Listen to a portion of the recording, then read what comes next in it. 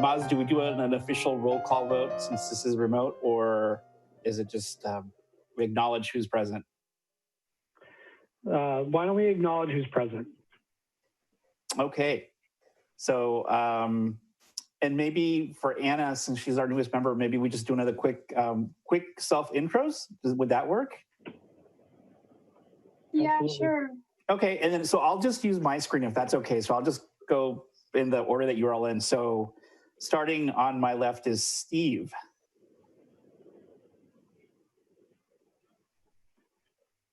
Oh, you're muted. The classic mistake. I'm Steve Reddick. I've been on this committee for a bit more than a year. I'm the Planning Commission representative on this committee.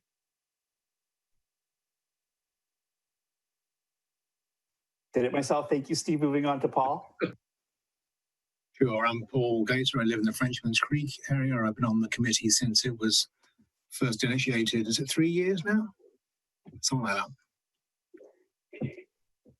Thank you, Paul. And moving on to Paulette. Hi, I'm Paulette Eisen, and I live in the Kehoe neighborhood. Great, thank you. And moving on to Carlene. Hi, Carlene Foldenauer. I'm the Safe Routes to School coordinator for Cabrillo Unified, so I'm the Cabrillo Unified representative. I should say I'm the, yeah. Great, thanks, Carlene. And Adrian? Adrian Etherton. I am the committee vice chair and have been on since it started.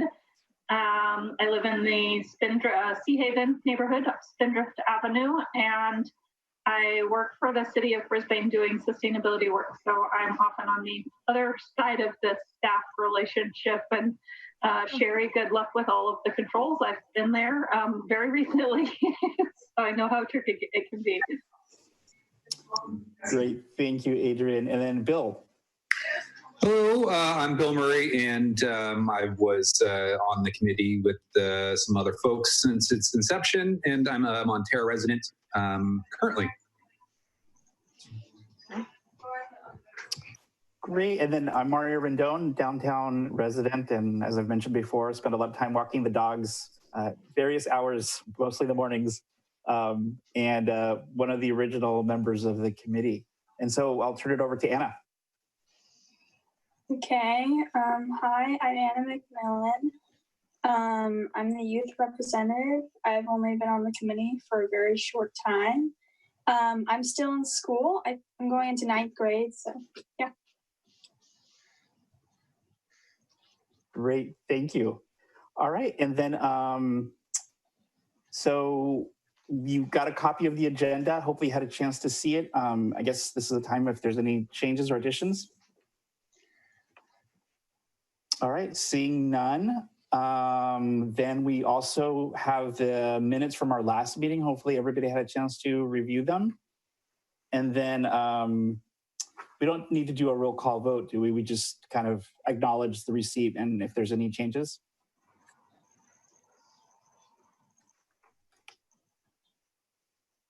Seeing, hearing none. Great. Then I guess we will deem the minutes accepted by the committee. So then that takes us to, I guess, public forum. Anything that's not on the agenda. Do we have anybody from the public tuning in? I don't see anything. There's one caller on the line. I don't know if that's Sherry.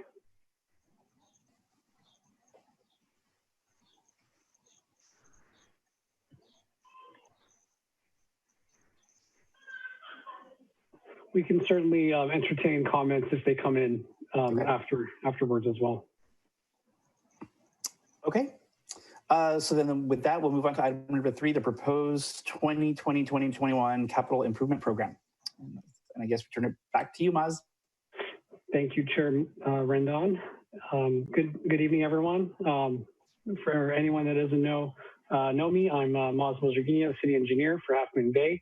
I've been with Half Moon Bay for a little over 2.5 years now, and I am going to be providing a quick overview update on our CIP program. Bear with me, I'm going to share my screen in a second.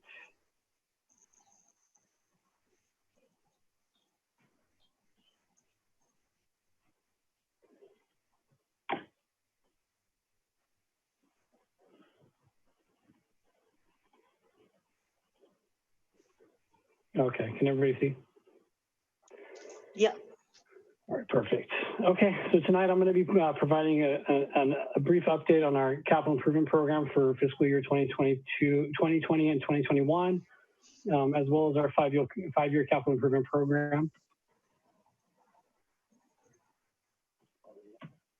All right. Just a quick overview. I have a quick closeout of the current fiscal year, the previous fiscal year. It's been a little while since we've talked about our projects and status, and we've had a little bit of fun since our last meeting.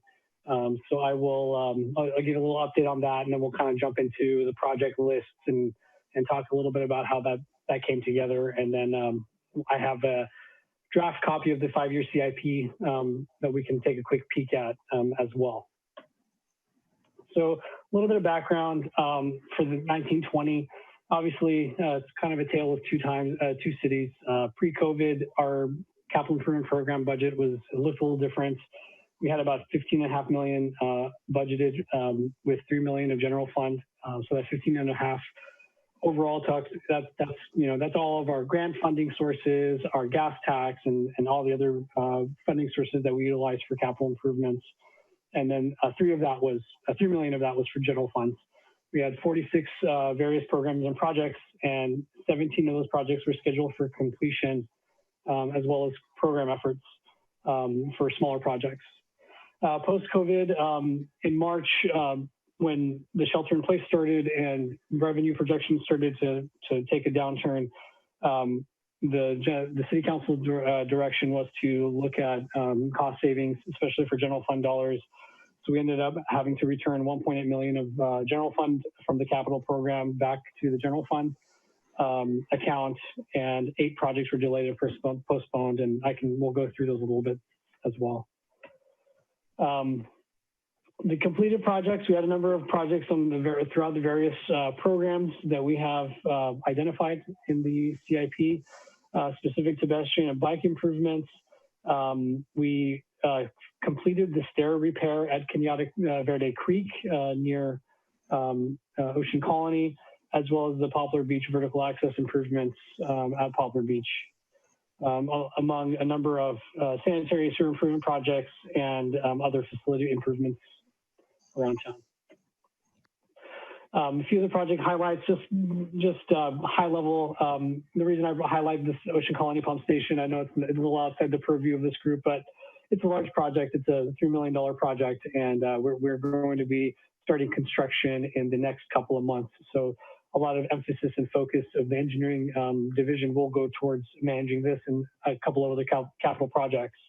But that was a major milestone in achieving and in reaching this point where we could actually get the project awarded and a contract awarded. So that was a nice milestone to finally achieve.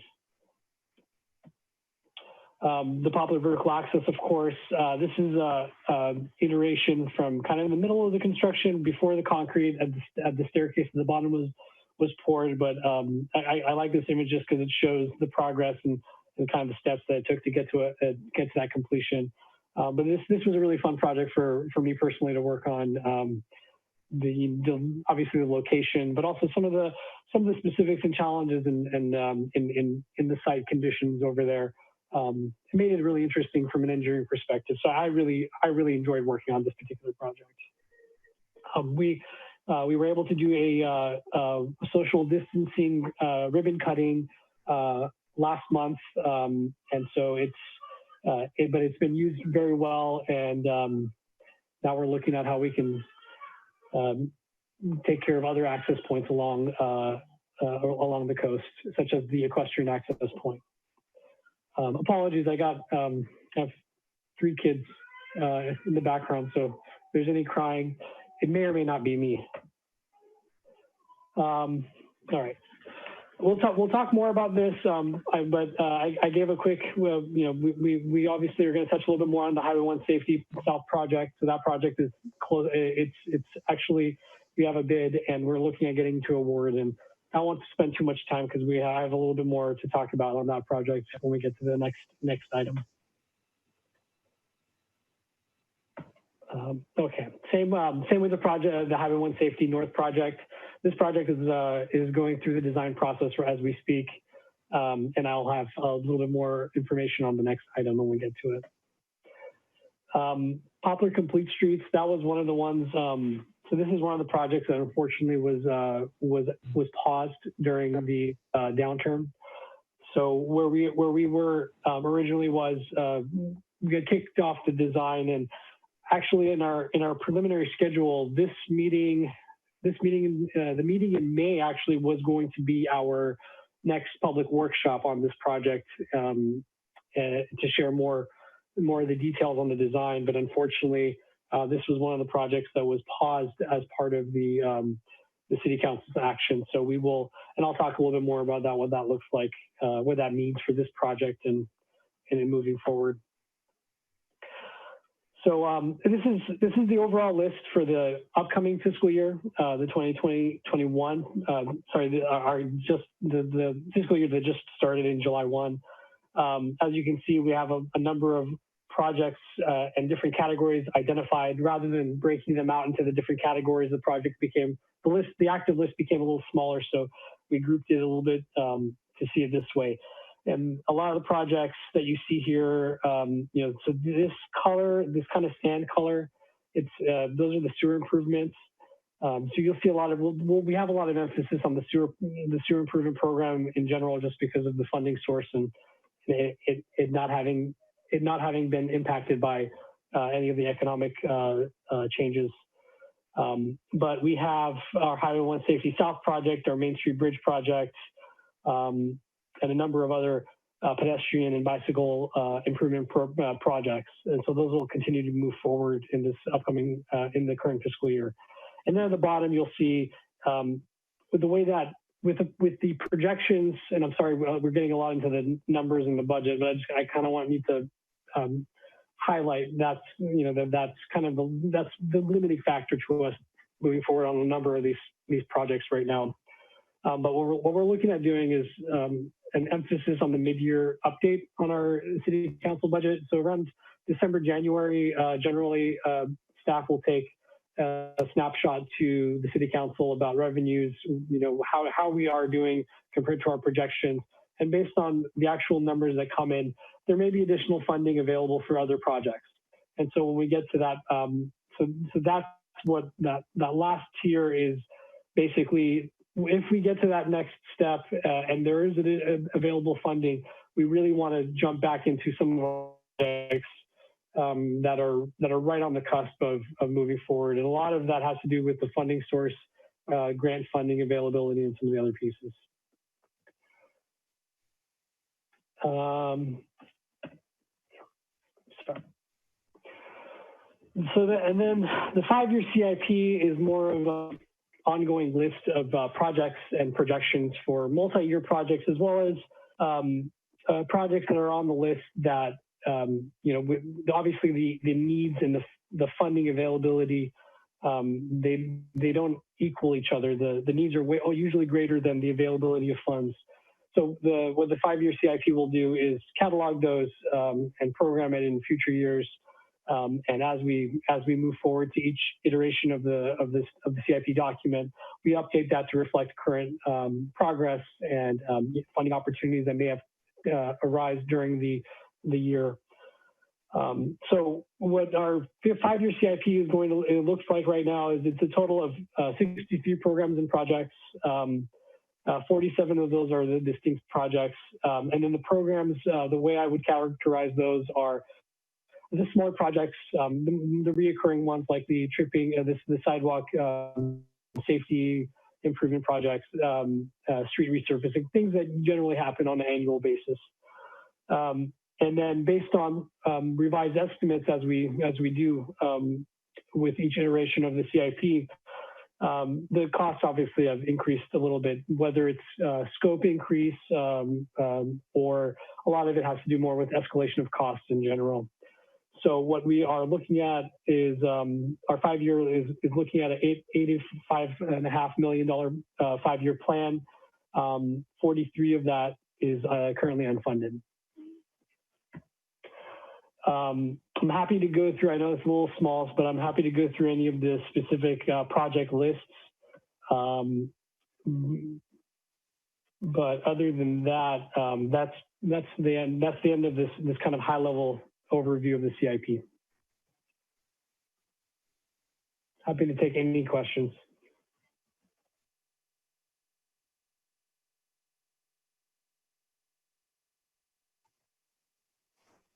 All right. Well, seeing no questions, thank you, Maz. And then I guess we'll move on to the item 4 project updates. Sure.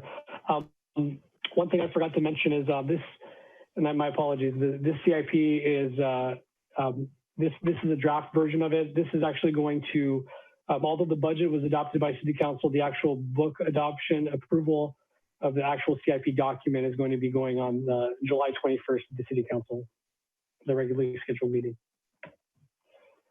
So with that, I'll jump right into the project updates. I want to provide a few high level, I'm going to provide some updates on some of our projects as far as where we are.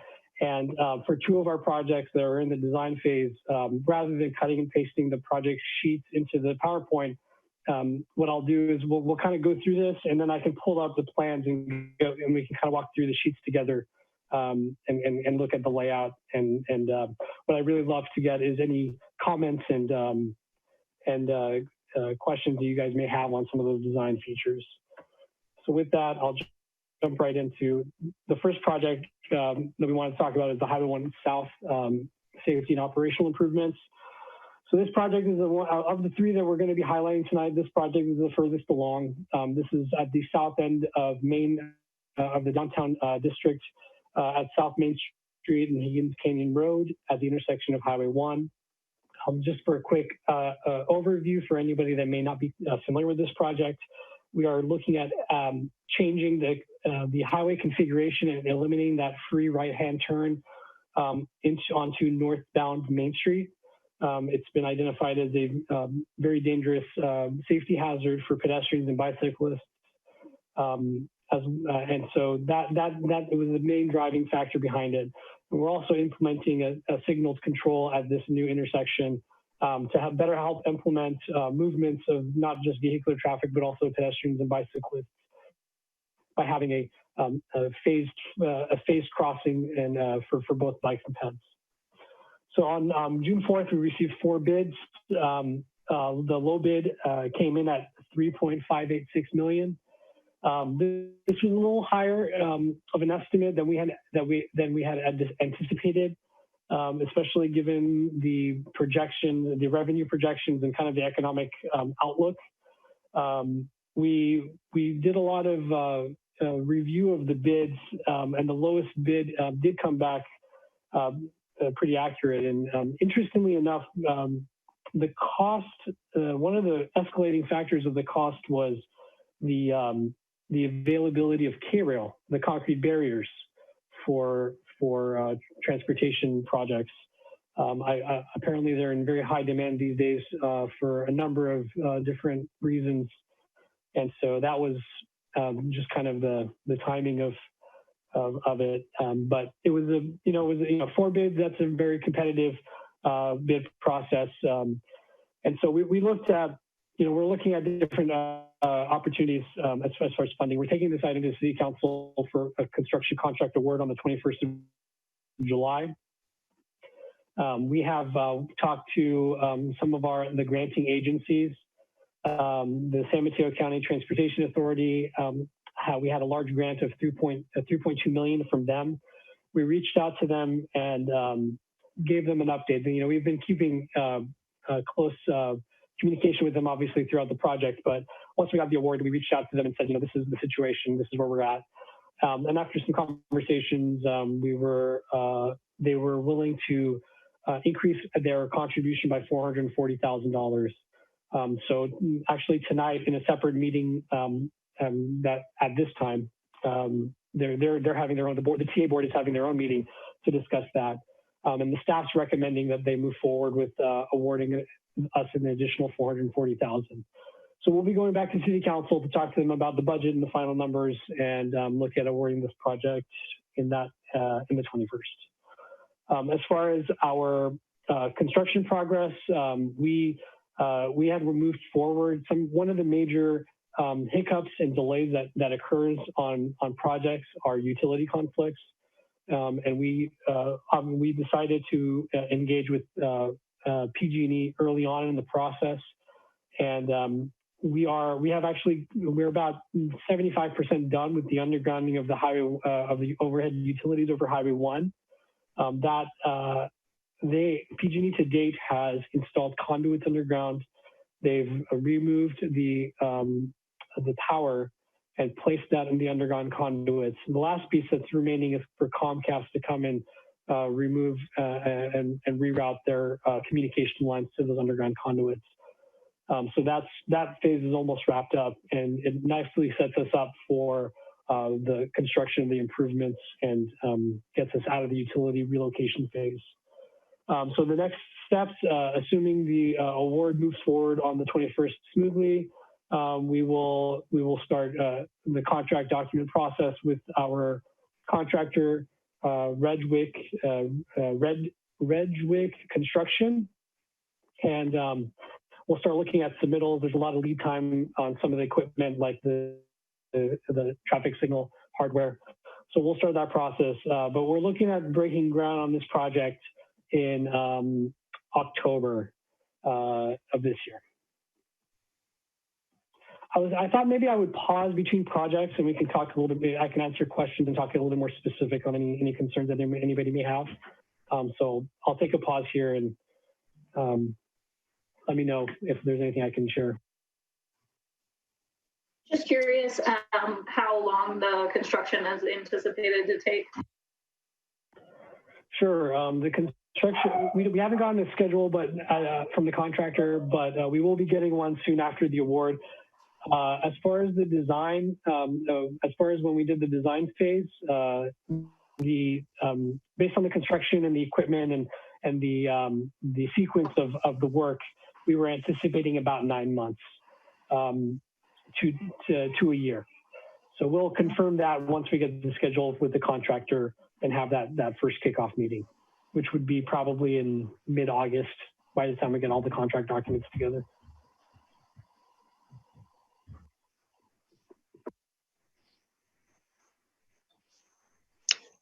Is that going to have any kind of impact in terms of access? There may be certain times of highway closures. That's part of our design does allow for some of those closures. A lot of those would be more towards the nighttime as far as Highway 1. There will likely be some detouring of pedestrians and bicyclists. Once we get to a point where it's safe, we can look at kind of routing folks through.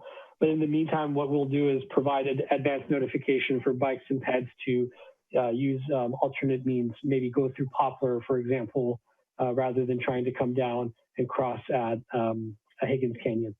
Okay.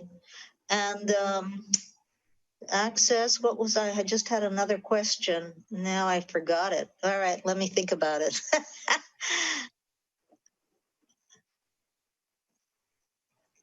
Let me think about it.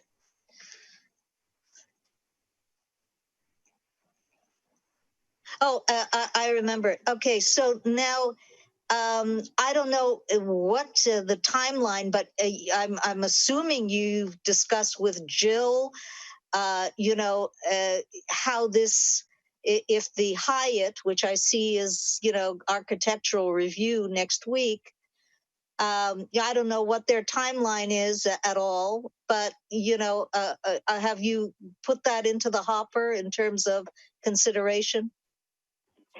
Absolutely. Obviously, that would be a massive impact to, both projects would impact each other, obviously. Right. Where that project is in its phase, at this point, I'm 99% sure that we will be done with this capital improvement project before they actually break ground. Okay. Yeah, because they still have to go through environmental and entitlements in their CDP, obviously, and then before before they can actually break ground, then they go through their construction documents. So there's another phase where myself as well as the community development department get involved in the construction documents. Okay. Good. I'm sorry, I'm looking at the chat box. Elizabeth Brown joined us a little, about 15 minutes ago. Welcome, Elizabeth.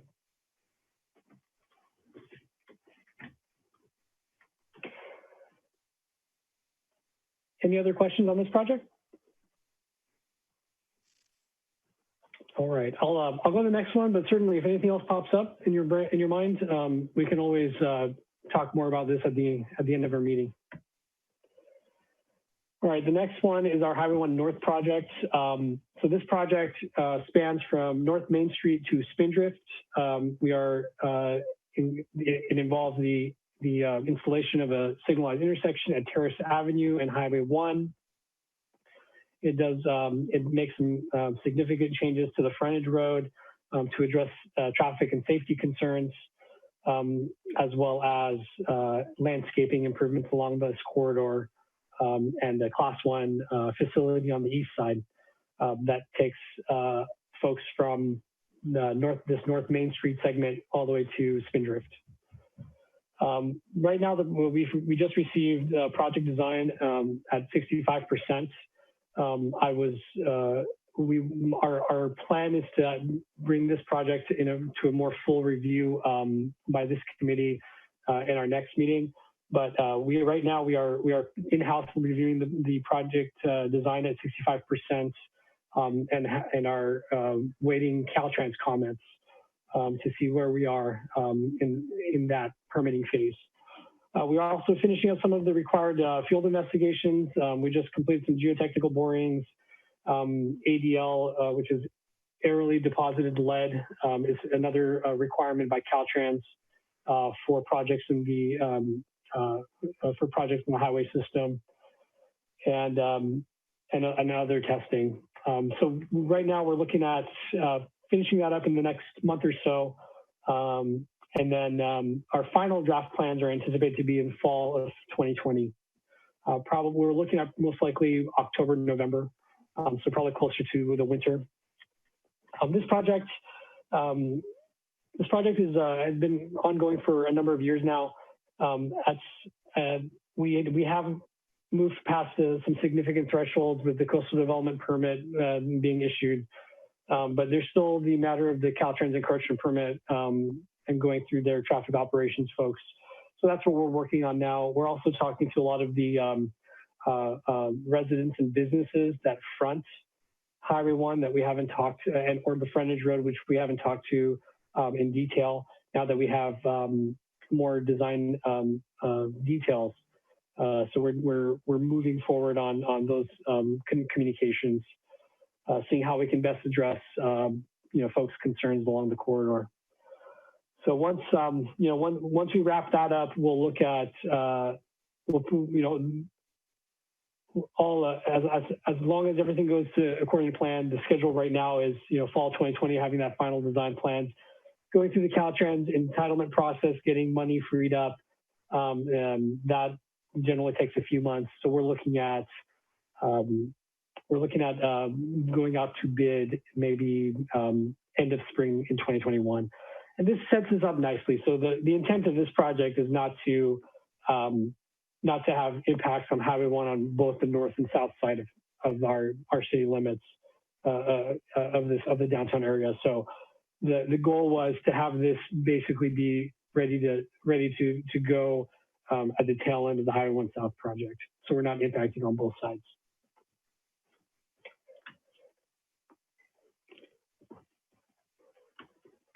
So with that, if you are willing, I can share the PDF. It's a large PDF document. I can open it up. We will make it available on our website after this meeting on the BPAC site as part of our documents, so folks can go and download and take a closer look at it. And apologies, the way that it's formatted, it's really the kind of the requirements of Caltrans, the way that the package is put together. But let me open it up and we'll go through it.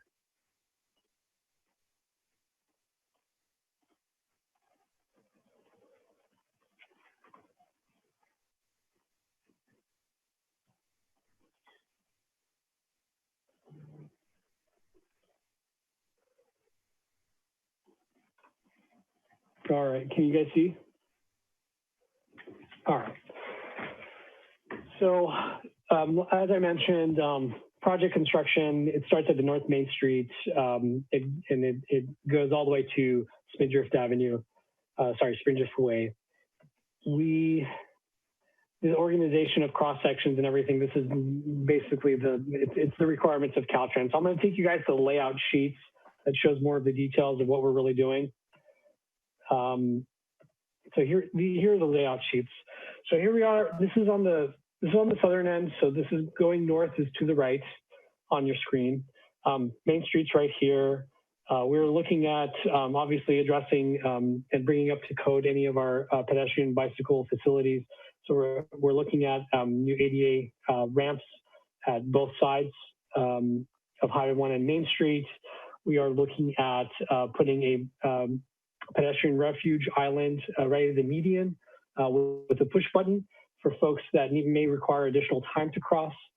And as we move forward, we're looking at different ways of deterring folks from using the hatch shoulder on southbound Highway 1.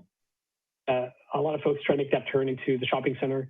So we're looking at putting rumble strips and different things as a deterrent. Obviously, we cannot put any physical barricades, but we're trying to make it less pleasant for folks to use. And the big bike improvement is going to be this Class 1 on the east side.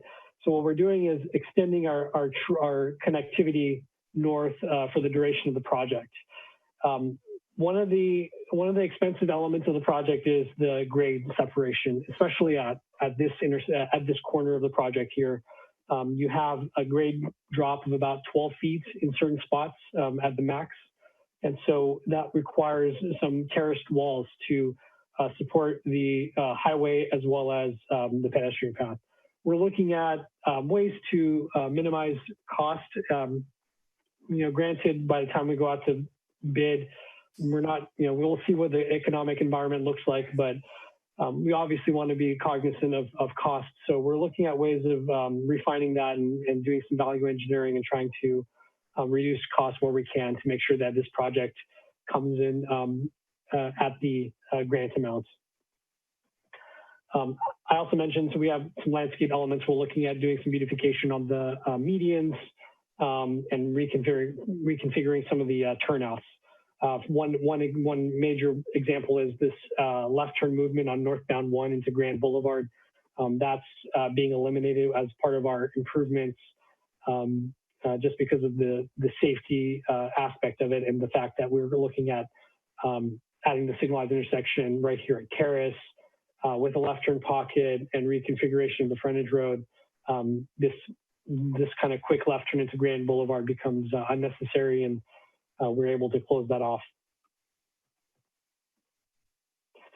A lot of the same as we move forward. Again, the grade differential becomes less of a concern. So you can see that we have some guardrails and some other safety barricades, but at this point we move away from the retaining wall and it becomes less expensive for construction purposes. One thing that isn't highlighted here and that we are, I know that we're going to get, I know we'll talk more about, is going to be improvements for the frontage road. I know there's been a lot of concerns about cut-through traffic, especially with what we've been seeing as part of the shelter-in-place order. It's become more of a prominent issue. It kind of goes into bigger conversations about permit parking and all that. But we are what you won't see in this package is traffic calming pieces. But what I like is your input on this, and our next iteration would incorporate additional improvements to try to curb that issue and concern. Anyways, so this project continues on. We're not doing a whole lot on the west side of Highway 1 as far as the pedestrian improvements. There are some areas where we're repairing the existing pathway, but for the most part, we're keeping the alignment in close proximity reduce costs where we can. And then on the northern end, the highway improvements, the travel lane improvements pretty much end, and we take the East Side Parallel Trail as far as we can to Spindrift Way to the northern limits of the project. And then there is a drop off here. We will look at, there has to be some safe crossing and access or along Spindrift to the west side. But ultimately, our goal is to complete this corridor. We have, right after Frenchman's Creek, we have the continuation of this trail. And so this would become the last segment, aside from the northern piece, which I'll talk about next. But that closes we're looking at getting close to closing the gap on the east side when it comes to this side of Half Moon Bay. So with that, and a lot of it, and then from there it goes really into more of the minutiae and the details. I'm happy to talk about that and more if anybody wants to, but I don't know if anybody is that interested in some of these details, and some of these may change with Caltrans comments. So I do want to make sure that I know that. But yeah, with that, I'm happy to answer any questions you may have on this project. I had a question about the grade. So I think at one point in time we had talked about the grade separation for the East Side Trail. The trail would actually be lower than the roadway for a good portion. Is that still incorporated into these plans? And can you talk a little bit more about that? Sure. Right now, it still is incorporated into the plans as that. On this segment here, so it might be a little more than 12 feet, but about 12 feet at its peak here. And so what we were originally proposing was to have a terraced wall to support the roadway as is, and then about four feet lower than that, we would have the next. Actually, I probably have a good cross section to show you guys.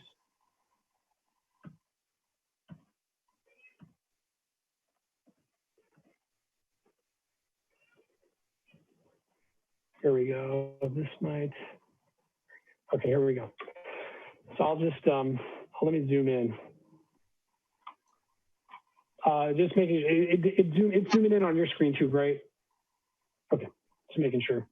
So here's what we're talking about. These are, and this is kind of the first portion of the East Side Parallel Trail from on the southern end, just from Main Street to Silver. After that, the grade break becomes manageable, and we don't have a retaining element. So here's the piece we're talking about. We have about where's the dimension here? It varies obviously, but we have about, so this guardrail is about 2.5 feet. And then in some cases, it could be about 2 feet. In some cases, it's about 4 feet. And so the class 1 pathway would actually sit somewhere between 2 to 4 feet below grade. There would be a guardrail at the top. And the pedestrians and bike would be a little lower. And then in some areas, we actually had to have another retaining wall on the downhill side to support the class 1 pathway itself.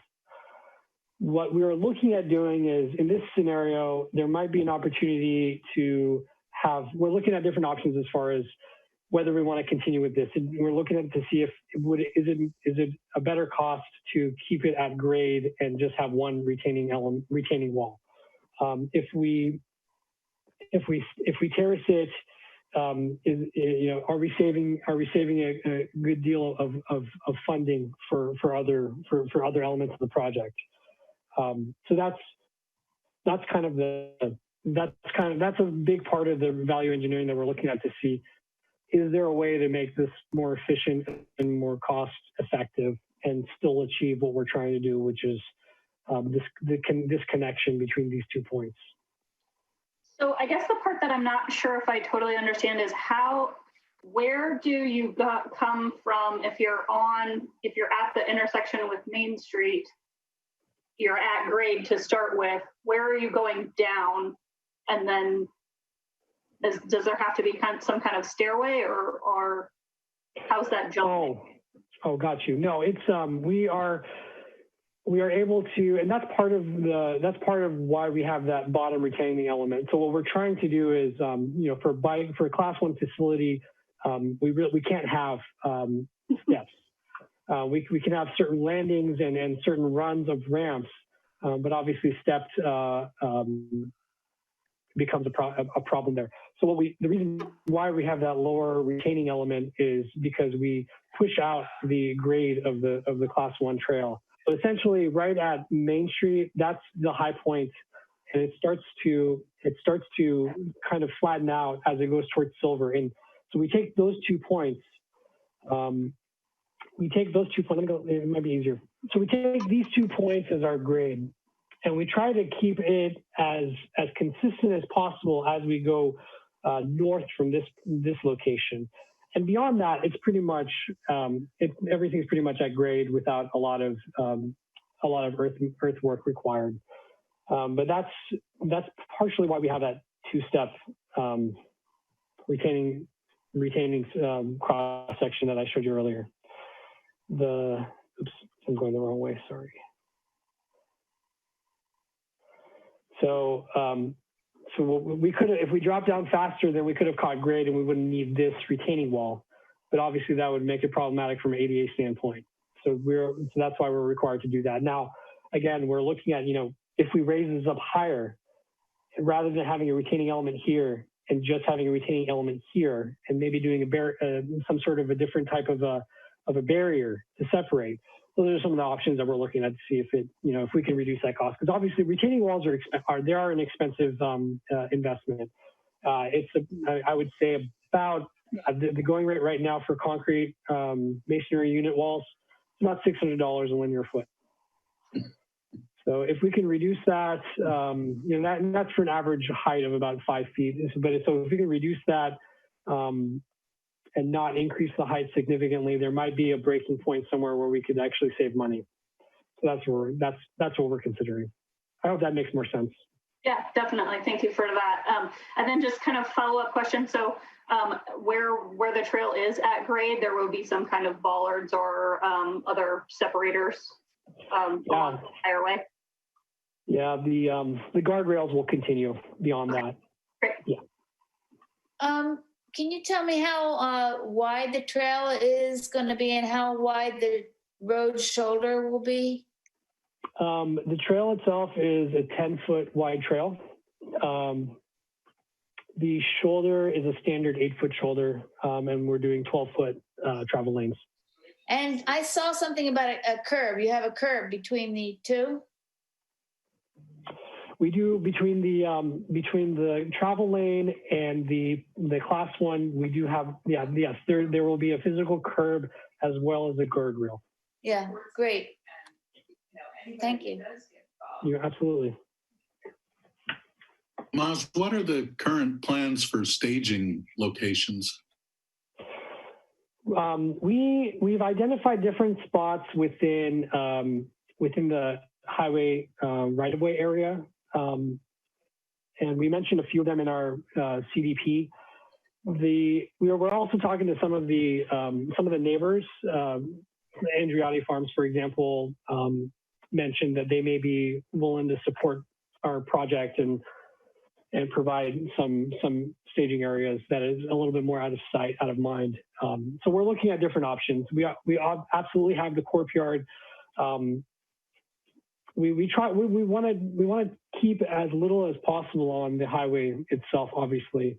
For material deliveries and stuff like that, most likely, if it needs to be stored, it'll be at the corporation yard.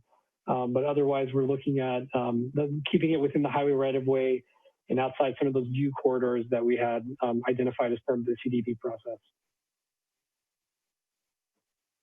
Is this going to, okay, I've got a few questions here, Boss. One is the work going to be done at night at all? Most likely, a majority of the work will be during the daytime. That's a good question about night work. I don't anticipate anything to be done at night. There may be some, if there's any major closures required, that would be the one where we might have to do something. But right now, we're not anticipating any night work. Okay, because obviously it's right near residential, so it would really, yeah. Okay. Another thing is, of course, I am concerned, needless to say, about our grim financial picture, and that if we end up cutting too many corners here, that this is a project that's going to last for a long time. This is not okay, 3 years from now we'll do it again. No, it's not that kind of thing. So it really needs to be done right. And so that's why I am concerned about the timing of all of this. It's really a strain, no question. Because what my biggest concern is, which is frontage road. And that has to be dealt with, or a shitstorm is going to happen if it's not. If this is done badly and frontage roads, it ends up being a problem for the residents that live right near it. That is not going to be good. So it has to be dealt with. Thank you for your comments, Paulette. No, I agree. It's kind of it's an interesting conversation, especially today's day and age. Let me touch a little bit on the concern about the funding, because I do want to highlight that what we're not looking at reducing the quality of the project or putting in materials that would need repairs more frequently or anything like that. What we're looking at doing is basically, there's a lot of requirements that are put on us by the state. There's a lot of requirements that are put on us by different permitting agencies.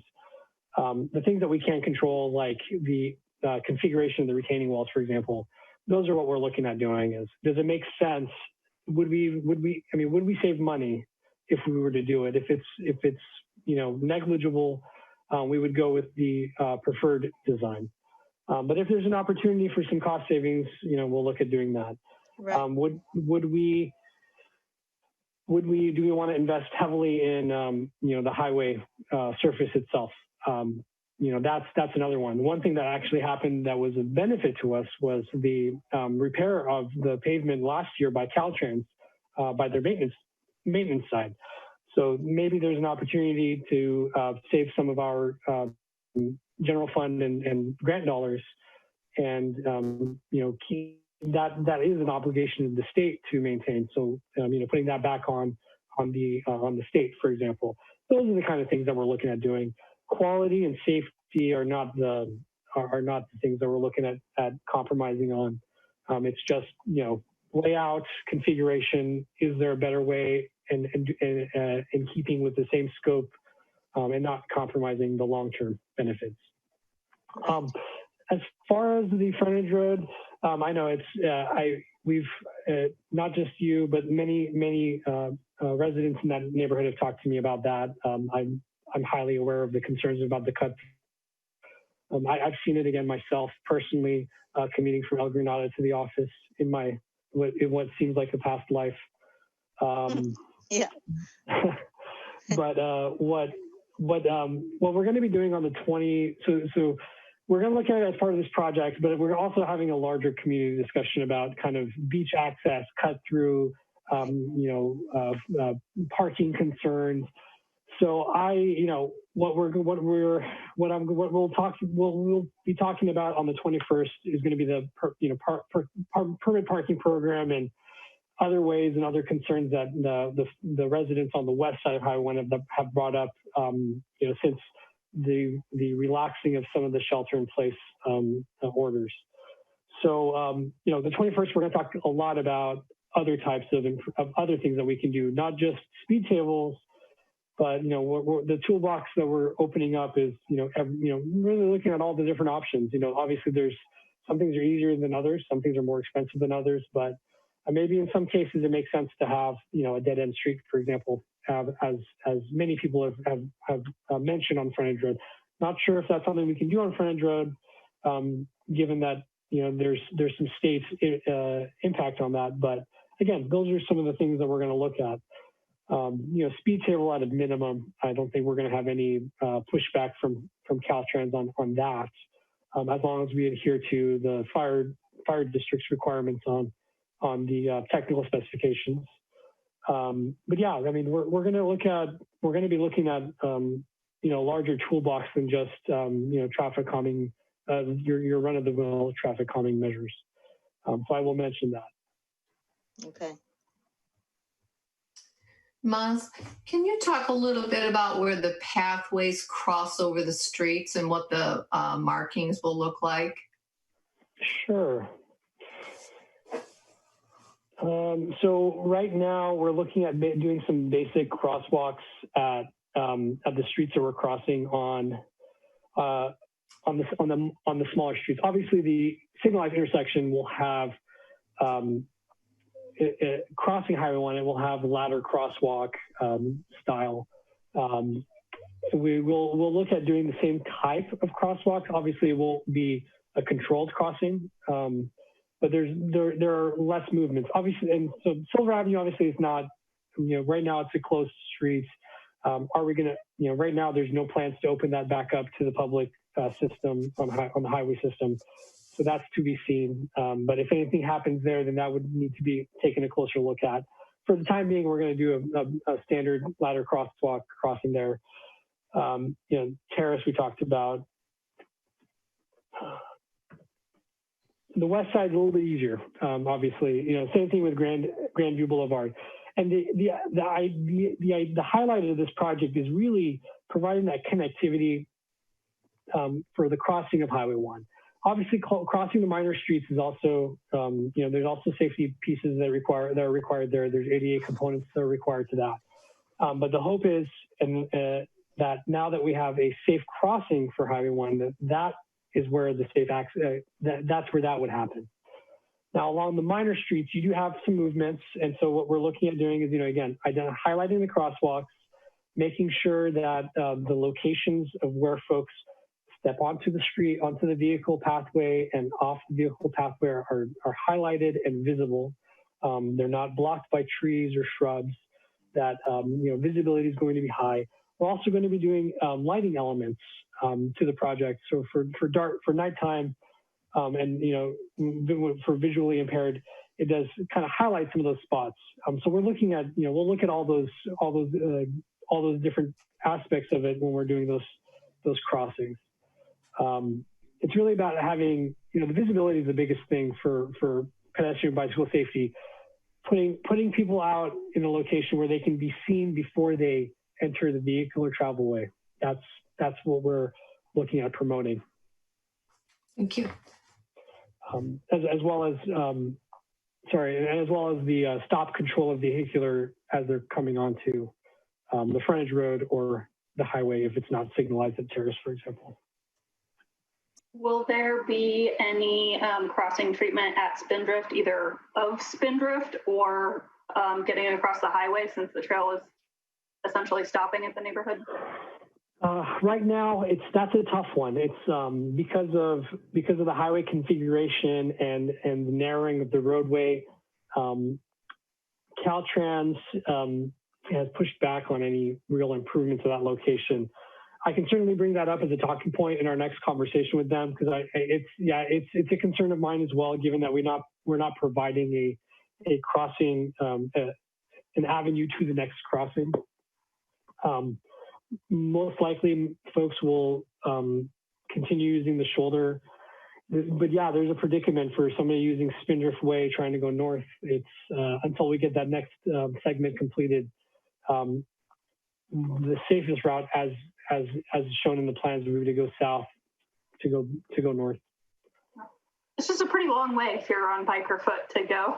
If you're trying to go across to the ocean or north, to have to go all the way down to, I guess it won't be Main Street anymore, but still all the way down to Terrace. Yeah, we'll certainly, I'll certainly bring this up as a talking point with Caltrans at our next sit down with them, and see if there's a way that we can provide some sort of a safe way of passage. It's not going to be a signal, but maybe we can do some signage, maybe some signage at minimum to just to alert motorists that this could be a potential. I think also, Maz, maybe some signage that makes it clear that anybody on a bike going north on this trail is going to run out of real estate at Spindrift. And so if they want to go further north, they actually need to cross over Highway 1 and take the Naomi Patridge Trail. And I think this is something that could be considered as a way, as a warning. Do not take this path if you want to get to the beach. Cross Highway 1 instead. Yeah, I mean that's a great point. I'll certainly look at what we could do. Hopefully, it won't be for much longer. I mean, my goal is really to look at getting funding for that Frenchman's Creek crossing and really finishing this piece off. But yeah, certainly we can provide some directional signs for directional signs would work as they do sometimes when Highway 1 is broken up through towns. At least leading up to Terrace, coming from the south, that would make the most sense to alert them. If you're trying to go beyond Spindrift, that maybe this is a great spot to cross. That's a great comment. Thank you, Paul.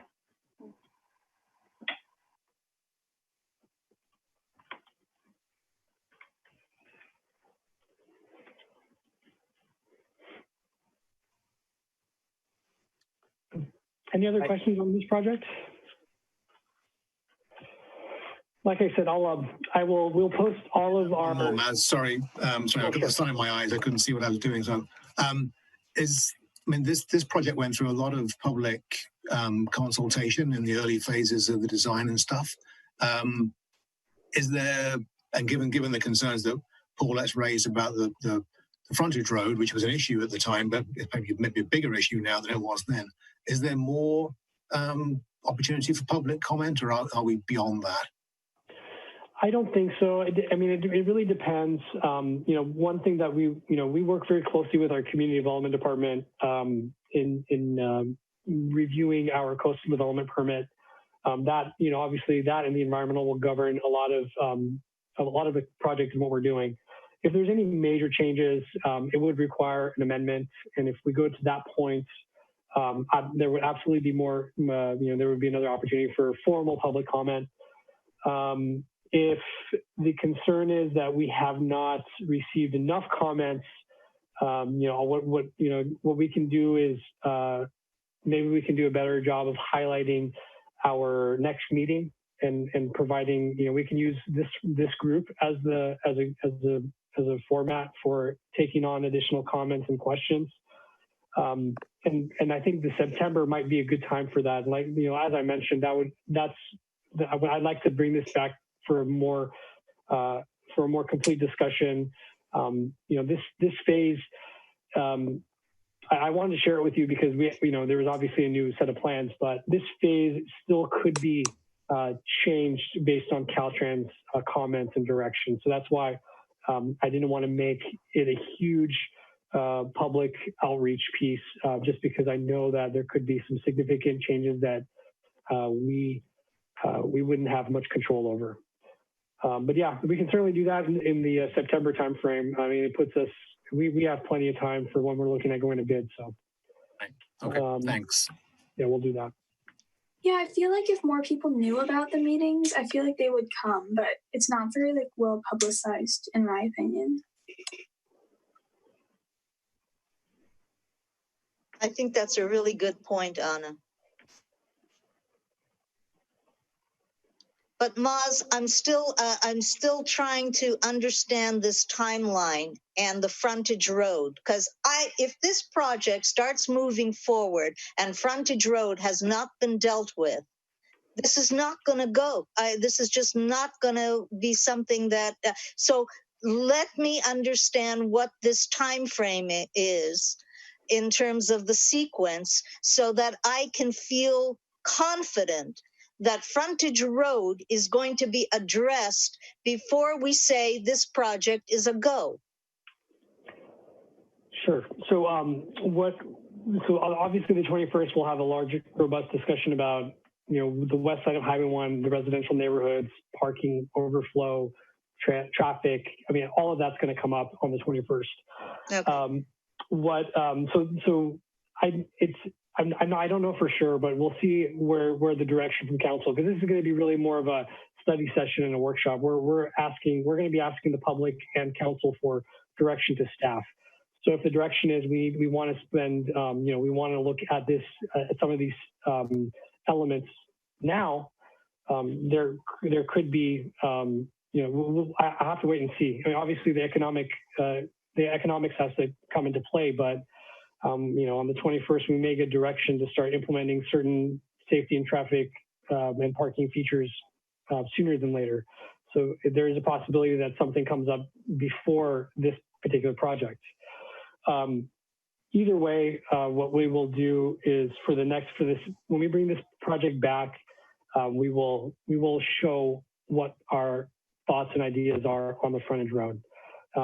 And the reason why I'm saying that is because, again, this next conversation with Caltrans, it's going to be a pretty robust conversation.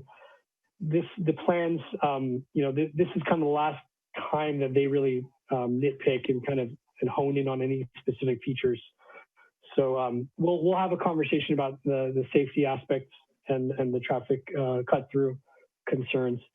So when we bring this back, we'll have a better idea and picture to share of what we're proposing for frontage road and whether it gets incorporated as an existing condition on our plans or it becomes a part of the proposed improvements.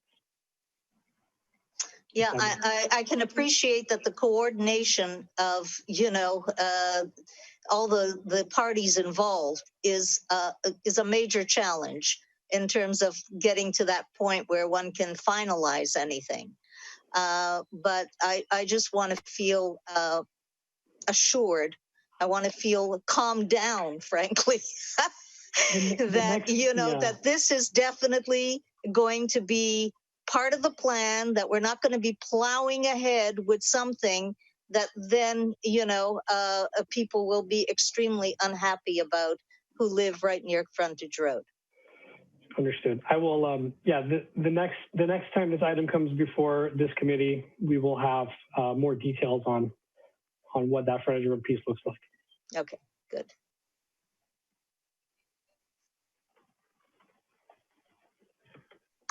So any more comments, questions on this particular item? Just a quick one. Maz, I know some grant-funded projects have particular completion timeframes they need to hit. Does this one have such a timeline? Not yet. The SNCTA county fund is a little bit more relaxed. We've been providing them our quarterly updates on the progress. So they're well aware of our schedule. And at this point, we're still on schedule even for the construction. Okay, great. Great. Well, thank you. Good conversation. And then before we moved on, I just wanted to acknowledge that Steve had to leave and Bill's battery ran out. And we've been joined by Michelle. So welcome, Michelle. Good to see you. And then I'll turn it back to Maz for the next item, East Side Parallel Trail. All right. Thank you. Let me switch over.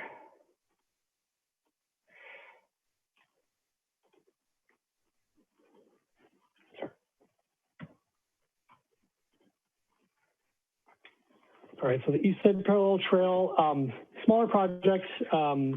We are close to, and apologies, so this, every designer has their own kind of way of quantifying the iteration of plans. Our designer for this project elected to use 70%.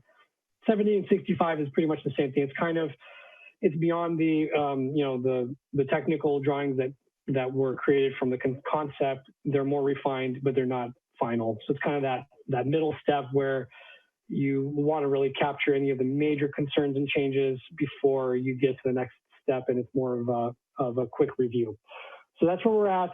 As far as the field investigations, we're in a very similar standing point. We are doing, we just completed our borings last month. We're doing the aerially deposited lead study as required by Caltrans. And this project, the environmental review is underway currently as well. I believe the biological resource evaluation was posted on the city's website this week. And so this project is a little bit behind the schedule as far as the environmental review goes. But we're looking at finalizing our documents and the review and the environmental at the end of this calendar year. And then as far as the next steps, we might start this project. This one's a little bit different because we're not impacting the highway as much. There's not a great separation concern. And so we may, on our schedule, we're looking at constructing this towards the tail end of the Highway 1 South project. So maybe right in looking at finishing this right before Highway 1 North starts. So although we're a little behind Highway 1 North as far as environmental design, the project itself is smaller in scope. So at some point it's going to reverse, and we'll actually see this move forward before the Highway 1 North. Let me pull up the project plans. So just a quick overview. Sorry, I should have started off with that. This project is a continuation of the East Side Parallel Trail, kind of the northern end of Rocket Farms at Roosevelt Boulevard, and it's taking us all the way to Murata and on the west, and Alto on the right, on the east. And so what we're looking at doing is, again, a 10-foot Class 1 pedestrian pathway on the east side, completing this last segment on the northern side of city limits. Once we pass Murata Road, the center line of Murata Road actually is the boundary of our city limits as concerned with the highway.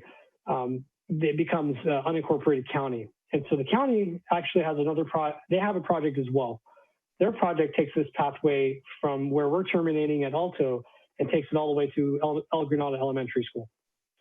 That project it's a much more expensive project, the longer stretch. They have a larger bridge structure that's being constructed as part of that project. And the good news is that both projects received funding through this TDA Article 3 grant that came out a few months back. And so they are close to having full funding for the project.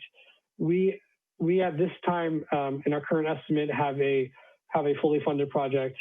Obviously, the bidding environment at the time of bid we'll see where we're at.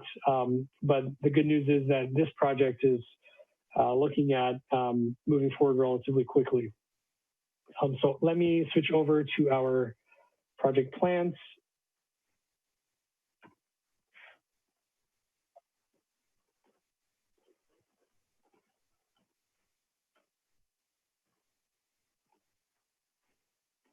Oops, sorry.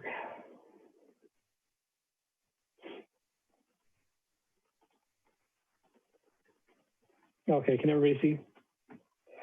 So same beautiful format as the last plans, state requirements.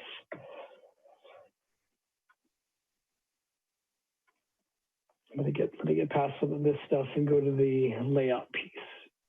Okay, here we go. All right, so this is the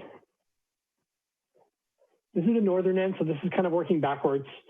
This is the northern end here. We kind of stop at our boundary. It doesn't really have it shown here, but Alto is right around here. And this entire project is in the Caltrans right of way. So just so everybody's clear. So the Alto is right. This is kind of the roadway here. It's not really identified, but here's the northern end. We start here and go south.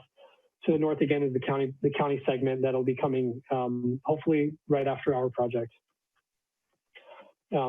Here we're looking at having a 10-foot wide asphalt trail and a 2-foot wide DG shoulder on both sides of the trail.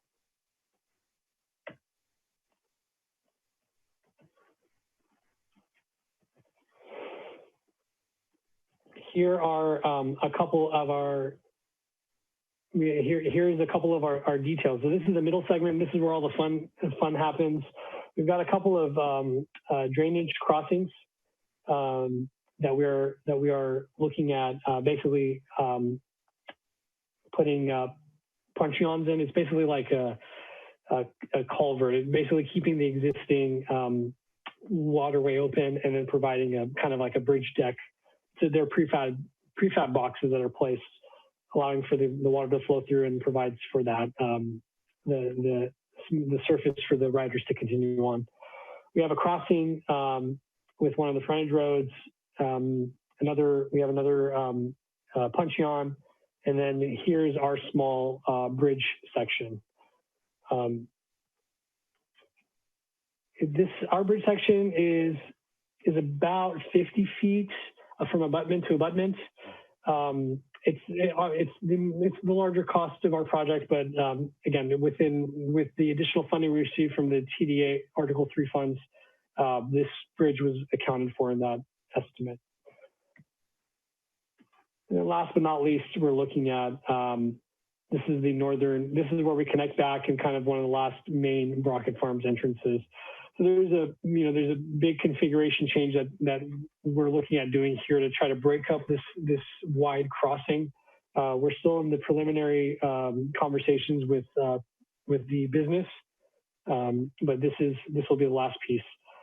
And then this connects on the southern end to our existing pathway that goes until Frenchman's Creek.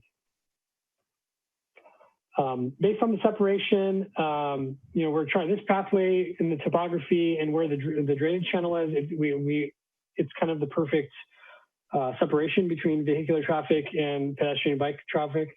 So we're going to utilize that drainage swale. No reason to spend additional funding and remove that or move it or whatever. So we're just going to use the natural topography to our benefit and having that as our buffer. And there's a lot of sensitive habitat, so there really isn't a lot of things that we could do in some of these in the areas around it, anyways. And so far, Caltrans seems to be on board with this. So the next tweaks will be at some of these pieces here. We're not proposing any crossing as part of this project. This is really more of a continuation of the East Side Trail. This segment of Highway 1, it gets a little narrower, and there's a lot more changes to the horizontal and vertical alignments, and so we're really not looking at doing any major crossings at this stage. Anyways, that's pretty much it. We will have in some areas we will have, for example, here we'll have some additional safety pieces for the traffic coming in and out of the businesses.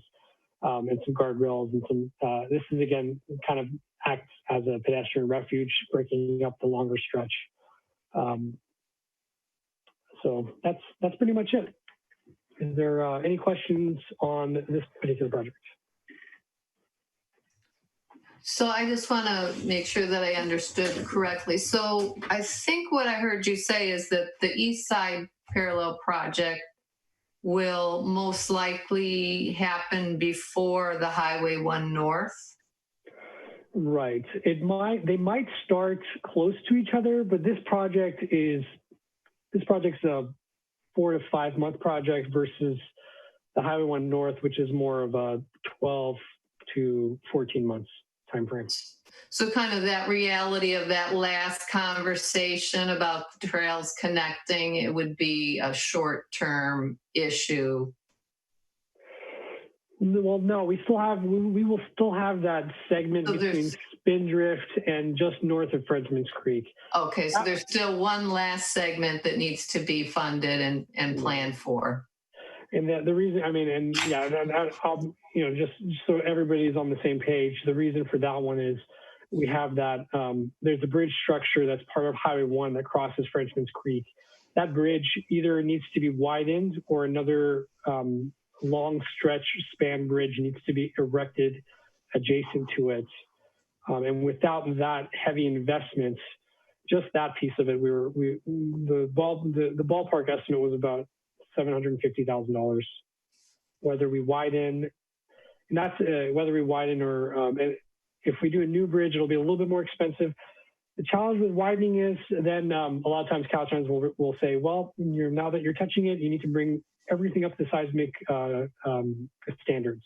And that ends up, spiraling costs. So that's a little bit bigger of a project to undertake and a little bit more expensive. But that'll be the last segment on the northern side of town. Okay.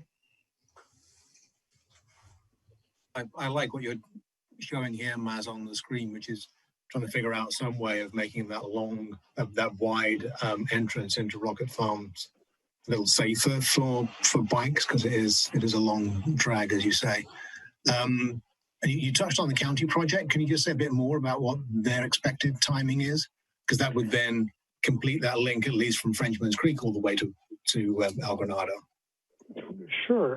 They are, I believe, the last iteration that we received from them, they're at the 35% plans, and they are also, they've also been circulating I don't think they've circulated their environmental document yet. They're a little behind on that phase. So I would suspect, I'll have to check in with the county to see where their time frame is. And honestly, I have not heard any updates from them on this project since all the shelter in place fund. But before that, the anticipation was that they would start construction close to the tail end of our project. And probably at this point, because of the size of their project and scope, most likely, I would say probably towards the tail end of 2021 at the earliest. But again, I will. We will re-engage with our counterparts at the county and see if we can get an update from them on this project. And because we know part of the sell on the grant application was that obviously we're connecting this really massive link that's been missing on this segment. So we really want to try to keep them in line. Okay, thanks.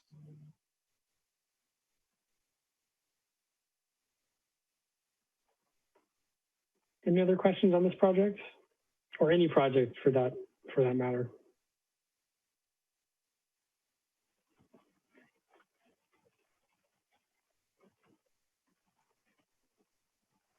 Not on this one, Maz, but I have a question about the priority projects that are in the master plan.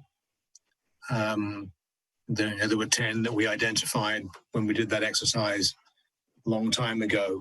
I think it would be helpful, and most of those were not part of what you just talked about. It would be helpful perhaps at the next meeting to get an understanding of what the status is of those. Sure. Yeah, they're unfortunately from the last one, we haven't, well, for obvious budgetary reasons, we haven't moved forward on a majority of those. However, I'm hopeful that in the next iteration we will be able to have a better update for you guys. I will make sure that I'll ensure that that's on the agenda for the next meeting. My apologies for not having it on this one.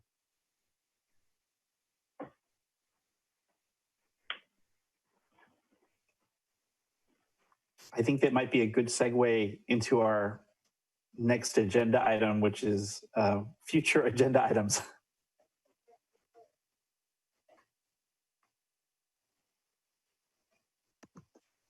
I kind of would like to get a sense, I know that you have the chart that of course you can't see on the screen, is too small.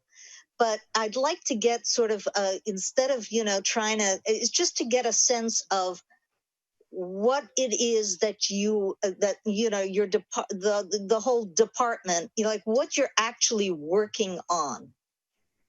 What are the ongoing things that you're working on, for this year that you see yourself, doing for 2020? Obviously these projects, you're working on that, but like, what is it that you're working on? And what is it that we've had to sacrifice clearly that we're not doing right now because of budgetary constraints? Sure. Yeah, I'm happy to provide a little bit more insight on that.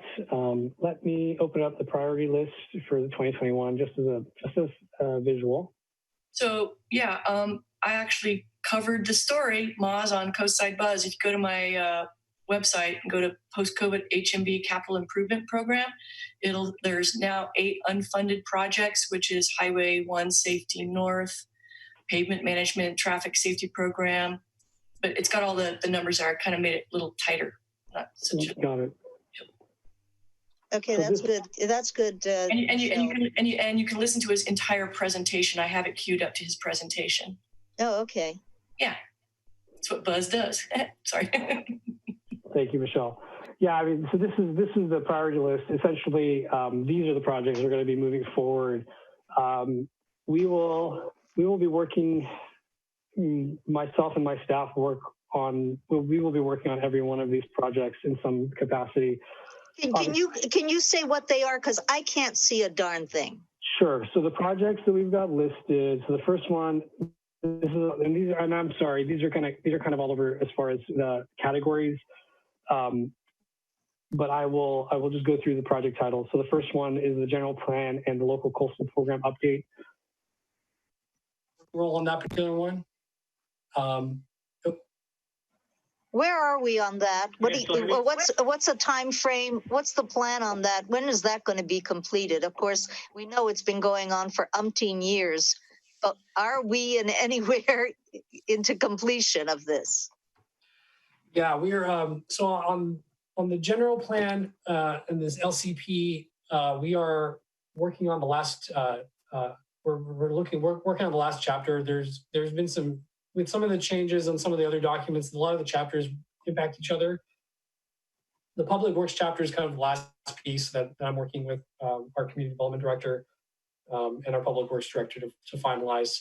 I don't have an exact update on their schedule, but I know that they are working on releasing a draft in the next couple of weeks.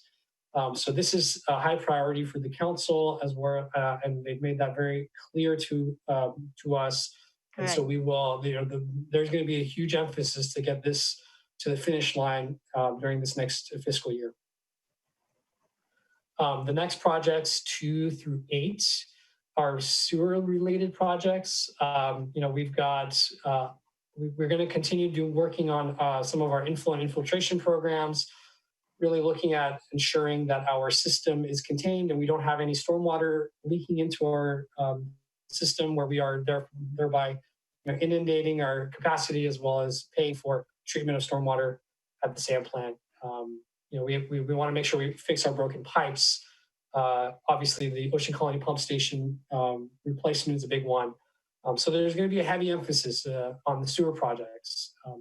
And if that was part of our presentation to council on our focus, and the only reason why that was the case was, we prioritized two different things. I mean, obviously, safety and impacts are one thing, but the two factors that really impacted our decision making was how the funding source, is it impacted? And for the sewer funds, for example, regardless of hotel tax, TOT, anything, sales tax, that does not impact the revenue, the enterprise funds there. So those will continue to be worked on, and we actually we've picked up a little bit on some of those just because we've historically the city hasn't spent a lot of time and funding on some of these maintenance upkeeps. So that was there.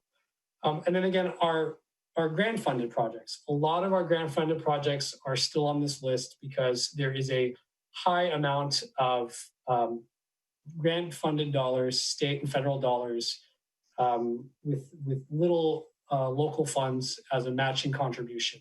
Right. And so obviously we want to make sure that we are we can keep as much of that grant funding as we already have. And so right. the focus will be to continue working on those for the most part. So the Highway 1 Safety South project, the Main Street Bridge, we've got a couple of plans in the making. The Town Center Master Plan. This is kind of looking at shoreline, the Ted Adcock Community Center and 555 Kelly, and looking at that to see what the community is looking at as far as what we do there. The Climate Action and Adaptation Plan is another one that we're looking at on the sustainability side. That project's been. I'm sorry, let me just go back. So town center, you're talking 555 Kelly. Is that what you're considering that? It's the Ted Adcock, the adjacent property that the city purchased. It's kind of looking at the master planning of that entire site. Right. Okay, good. Yeah. Yeah, that's good. I'd like to see that move ahead. Yeah. Yeah. For us, for this group, the ADA transition plan, sidewalk replacement repair program, those were two categories that we ended up getting reduced funding, but we really pushed hard to keep as much funding as we possibly can. Right. So those ones are hard to come across for grant funding. Generally, most agencies will have to utilize general funds, which are less restrictive for those pieces. The Highway 1 Safety North project, of course, is still ongoing with a lot of grant funding tied to that. The projects we talked about. Right. The one piece that was a safety impact, it's been on our list, and then we really want to finish. We actually wanted to finish it this fiscal year, but that was one of the compromises with that was one of the cuts with the reduced revenue for the past fiscal year was the Poplar Parallel Trail. So we want to go ahead and repair that trail that we have that leads us from Railroad to the Poplar, the Coastal Trail and Poplar Vertical Access. To the beach, yeah. Yeah, Poplar Parallel Trail, it's such a disaster. Yeah, so that was, and the hope was that we, originally we were hoping to get it done this, before, towards the tail end, spring of this year. But obviously that, like a lot of things ended up getting shifted and paused for obvious reasons. So that is funded, and so we will start the design process and hope to get that one done pretty quickly. Because we're really not looking at a lot of expansion. We're looking at really more of a replace in kind and do some base repairs to really bring that up to safer standard. Is there any way to widen that? We will look at it. The challenge with widening is there's a lot of mapped ESHA areas to the north. Because I don't know, when it was first designed, I don't think they were thinking that people would be walking, the strollers, the bikes, all the things that are on there. I don't think people were really considering that because it's a narrow trail. Yeah, I'm hopeful. Right now it's 8 feet. I'm trying to get at least another 2 feet out of it. There might be a compromise of doing what ties my hands is the environmental sensitive habitat. I know, but can we think about doing, like a couple of feet of gravel, so that's a walking for people, so that they can at least get on that when people are trying to bike past them and stuff like that. It just needs to be more efficient than it is right now. It really does. I agree. The minimum width for a Class 1 facility is 10 feet. And, we are obviously deficient by at least 2 feet right now. Right. So we can look at potentially putting in a different material, maybe a decomposed granite shoulder that would provide a little bit extra width. Right. There's definitely things that we can look at doing, maybe in certain areas where there isn't any, concerns with environmental habitat. Maybe we have a little bit of a pullout in a certain area. I don't know. We'll once we get into the design, the big part of the design for this project is going to be, looking at where the sensitive habitats are and trying to work around those and not trying to mitigate for them. Right. Okay. Because that $83,000 line item obviously would increase once we start talking about mitigation of ESHA. Yeah. There are some the corporation yard was another piece that was kept on the list. Right. The next one is equestrian beach access. This is a little further north from our Poplar vertical access project. The reason why this one was selected on this is because we definitely wanted to start the design and the discussion, especially after the reception that the vertical access of Poplar received. But also there is private funding as part of the equestrian, some of the equestrian businesses that would help fund the construction and design. So again, it's not grant funded, but there are the amount of local funds going into it is much less than what outside funding would support. Right. And then the financial software is kind of the tail end of that, and that's really on the on our finance and administrative services department. And the last but not least is our pavement management and traffic safety program. This is our basically our gas tax and state bill 1 funding, SB 1 funding for our community. Right now, we weren't sure. We kind of did a low estimate. These are based off of projections of gas tax revenues. I know sales tax has gone down, and our regional partners have mentioned that the funding may be less. Some projections are of 4% reduction. I've heard as high as 20%. So we really didn't know. We didn't want to overcommit ourselves. So we kind of did a conservative take on what we thought we would get. Now, if we get additional funding, we can address resurfacing of other projects of other areas. We can address other traffic safety components. So we're looking at when we get additional information from the state and our local partners to see how much money we can actually spend in this fiscal year. Okay, good. And then last but not least, this kind of tier is this recommended project list for mid-year. And again, this is after about 6 months of the current fiscal year, we'll have a better idea. We'll have at least 1 quarter of revenue. We'll have a better idea of the second quarter revenue projections. And so there's an opportunity for additional funding to bring some of these projects back to life. So the 4 projects that we had identified is the Poplar Complete Streets project. We are, this project does have grant funding, although right now this current phase is all local funding. Just as a point, we did make sure that the funding source was not at risk before we recommended pushing this one out. So we are okay extending this, moving this project 1 more year, but we're going to look at it in 6 months and see if we can bring it back online. The Highway 1 Kelly Avenue intersection improvement project, we originally had, I had originally asked for a budget to start the design and environmental phase, at least to get us to 30%.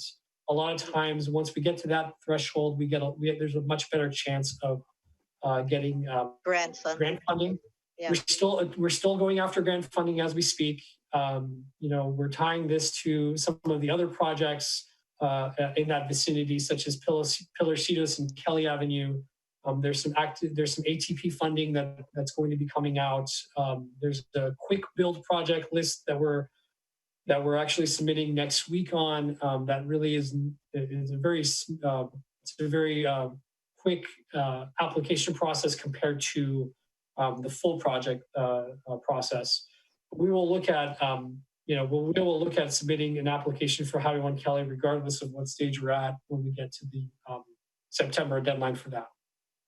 All these grant funding sources, pretty much anything that was due in the springtime, all of it was pushed out towards summer or fall. We have a pedestrian and bicycle connection to Hatch. This is a small project. It's an alleyway near 2nd Avenue and Grinnelli, right by Hatch.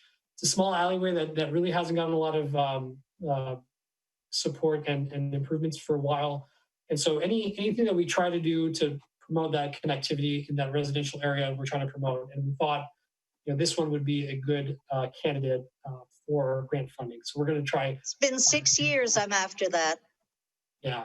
And that was both these projects, the Highway 1 Kelly Avenue intersection and the connection to Hatch, we were talked about at the last 2x2 subcommittee meeting, which includes 2 of our city council members and 2 of the board members from the Cabrillo Unified School District, as well as our city manager and the school district superintendent. So they both, and both groups, both subcommittee, the subcommittee, I liked those 2 projects. Obviously, there's a lot of other needs, but we figured that we want to really try to go after the projects that have the best chance of funding. And given the grants that are available right now and the scope of these projects, that's what we're hoping for. So regardless of getting the general fund dollars to kickstart our design, we're still attempting to go after the funding. In worst case, we don't get it, and we try again the next cycle. Well, thank you so much for going through that. I really appreciate it. Absolutely, yeah. I hope that was helpful for folks. I'm happy to go through. If anybody has any specific questions on the projects, I'm happy to answer those, whether it's now or offline. But yeah, we're going to be on the 21st. The full CIP document will be published to the general public, and we will. You folks will all be getting a copy of that. We're not going to be doing hard copies this year for cost saving purposes, but also for safety purposes. So we will be sharing electronic copies. Although if anybody really needs a hard copy, we're happy to provide that. Can I ask a question, point of clarification? The list that Michelle pasted into the chat here includes some of the projects you mentioned at wildly different numbers. So for instance, Highway 1 Safety North, over $9 million. So what you're looking at here on the screen, is that not sufficient funding to complete the project, and some of these funds were postponed, so project completion may be in question, or I'm trying to understand what the gap is there on, it looks like that project, pavement management, and I think there was at least one other, not catching which one at this point, but. Yeah, so some of these are projections of not just, like, I'll point out, like the pavement management and traffic safety program. That total is for the 5-year program, not for the current fiscal year. So that's, and again, that program is tied specifically to gas tax and SB1 funding, and that fluctuates a little bit depending on, vehicle registration fees, as well as, the point of sale of gas.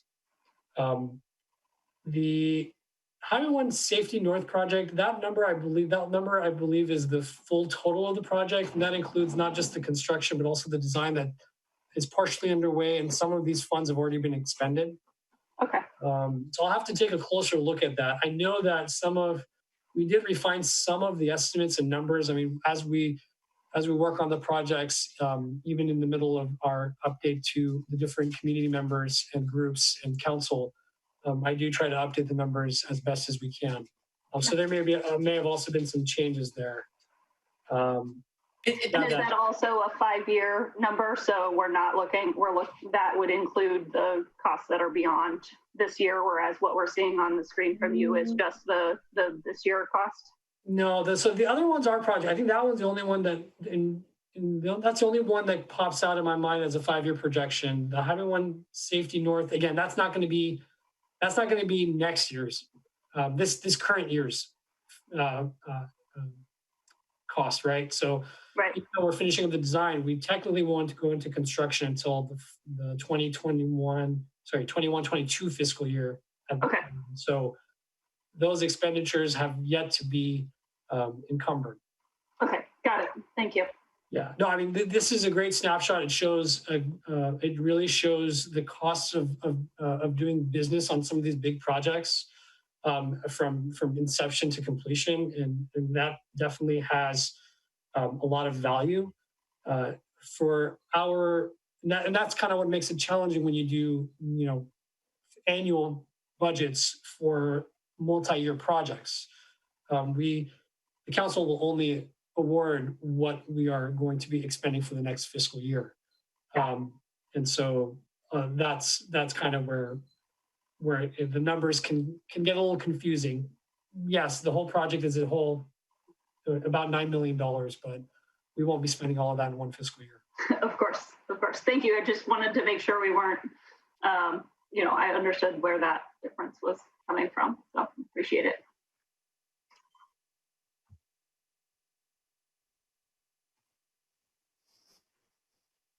Maz, thanks for running us through that. That was good detail. So still on the topic of future agenda items,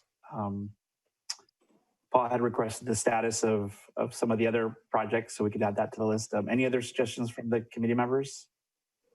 The one I had on that we had on the agenda, Mario, which came from me, which is to invite Silicon Valley Bicycle Coalition to come back to us. I think most of us will remember they gave a presentation at one of our first meetings when, to be honest, most of us didn't really quite know what we were doing and probably didn't have the right questions to ask. So I think most of you are familiar with them as an advocacy organization for biking up and down the peninsula. So they've been active with some of the cheap builds and safe streets programs and some of the stuff recently where whole streets in some of the bigger towns around here have been closed down. So I think some of that may be helpful for us.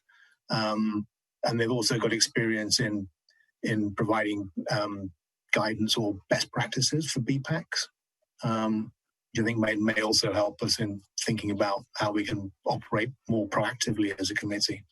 So my suggestion, my ask to the committee is to invite them to a future meeting. I think we had also talked about bringing in perhaps like Connect the Coast Side to talk about, which would include the parallel trail and all the other things that they're doing related to bike and ped safety. That would be kind of nice to see how what we're doing fits with what they're doing sometime down the line. Yep.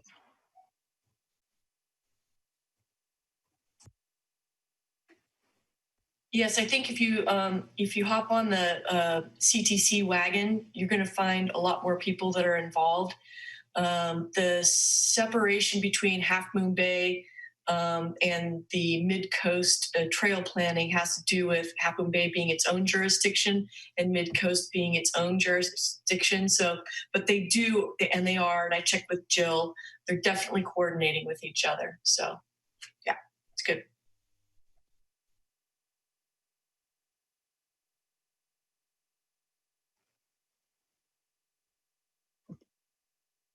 The only I'm wondering, Maz, I guess is it the Coastside Land Trust and Post or one or the other? I'm wondering about the trail, what the status is of the trail past Seymour. Oh, that's the Coastside Land Trust Trail. We've been talking to them. I know that they're still looking to move forward with their projects to build the access points kind of by close to Redondo Beach. Right. I'm just wondering if that might be an interesting thing to have them come in and talk about where they're at and where this project is. I can reach out to Joe Chamberlain and ask her to come and give the group an update. Yeah, so that would be good. I'll see I'll see who's available. I'll reach out to all of them, and what I'll do is I'll either, if it's through the chair, if that's the direction, I will reach out to them and see who we can schedule for the next meeting, and then maybe we move a couple of them to the following based on availability. Yeah, good. Yep, that works. Any other suggestions? And I think this will be an ongoing agenda item as things develop. So there'll be other things that we'll add to the list. So not seeing more discussion on this item, we'll move on to item 6, which is commissioner reports or comments. So I will turn the floor over to you.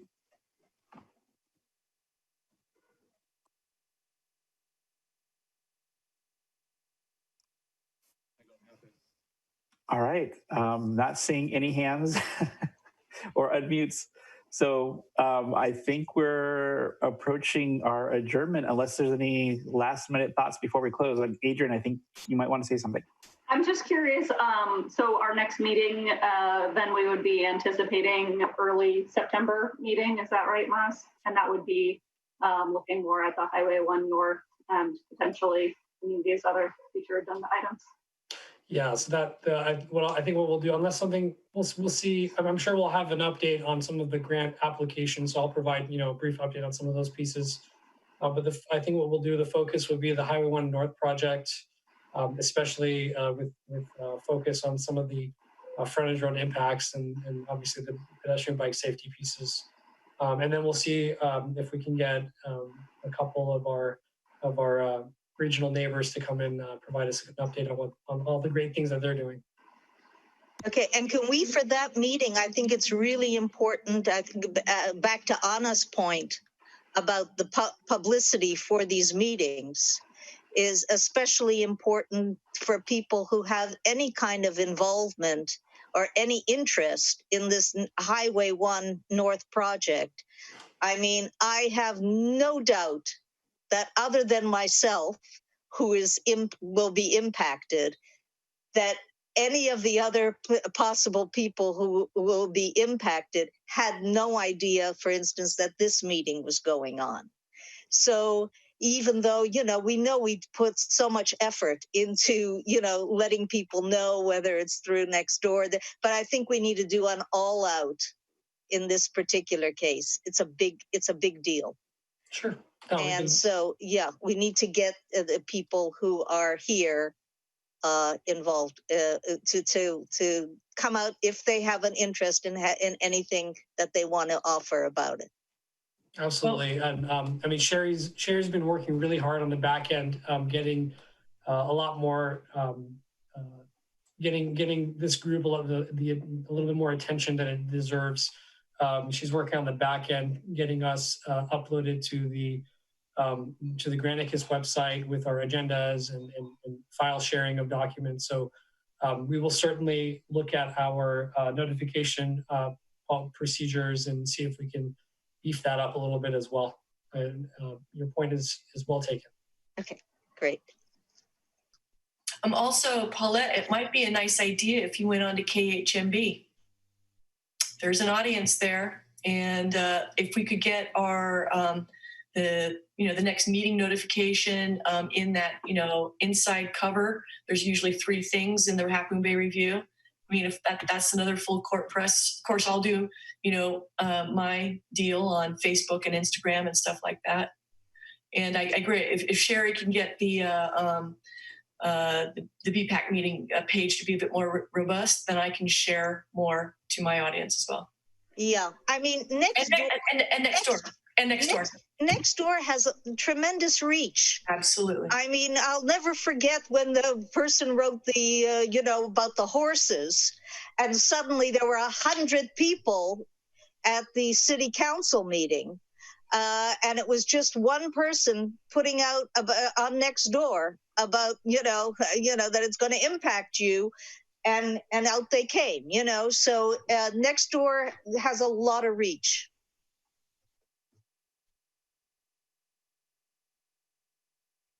And also, Colleen Lettieri, she can also do some posting on Facebook and Instagram as well. Certainly, we've been working close with her. She was out of the office for a little bit on a personal matter, but yes, we will definitely do a much better job on promoting on social media. And Sherry just reminded us on the chat that the next meeting is scheduled for September 3rd. Great. And by the way, the city did a great job with the 4th of July video. Paulette, your grandsons were amazing. If you haven't seen the video, you've got to see it. It's amazing. It brings tears to you. It was a great video. It was a really good, the city did a great job. Fabulous. A beautification committee. I'm not sure who edited the whole thing, but they did a lovely job of getting the participants and editing the whole thing. And it was really sweet. So yeah, for those of you who haven't seen it, check it out. It's good. Are we doing 6 or 6:30? for our meetings? Because we used to do 6:30. Did we decide we were doing 6 now, or? I had it down for 6:30 and I was late. I'm sorry. Yeah, I had it on my calendar too. I just happened to look at my email, so I was just curious. So are we going to be? Well, I'll just mention it was originally we thought that maybe we do it a little earlier since folks aren't dealing with commuting and traffic, and maybe we can get it done, get into it sooner and finish sooner. Sure. But if 6:30 is better, I mean, yeah, I don't think we're really. I don't think 6 is fine with me. I just wanted to know what was it going to be. Fine. I screwed up. I thought it was 6:30 and then I got busy with something. So anyway. Oh, yeah, thanks, Sherry. Sherry reminded me. That's she was accommodating Steve, so he could be here for most of our meeting. All right, I like 6:30 myself. Yeah, and I was just going to throw it back to the committee because I mean I think the 6:30 was to accommodate those of us that were traveling back into town, but I think with most of us being home or somewhere close to a computer, that I think it's open to kind of what works for folks if we want to do it earlier. Anyway, so maybe to be determined, but we'll. Okay. I vote for 6. I vote 6. Why don't we, so I know we have some members that aren't here. Why don't I have, we'll have Sherry send out a quick request to see what makes the most sense for everyone, and we will pick the majority. Okay. Sounds good. That works. All right. Any other items that we want to discuss? Okay, then hearing none, we will call this meeting adjourned. And thanks everybody for your time. Thanks, you guys. Very much appreciated. Thank you all. And thanks everybody.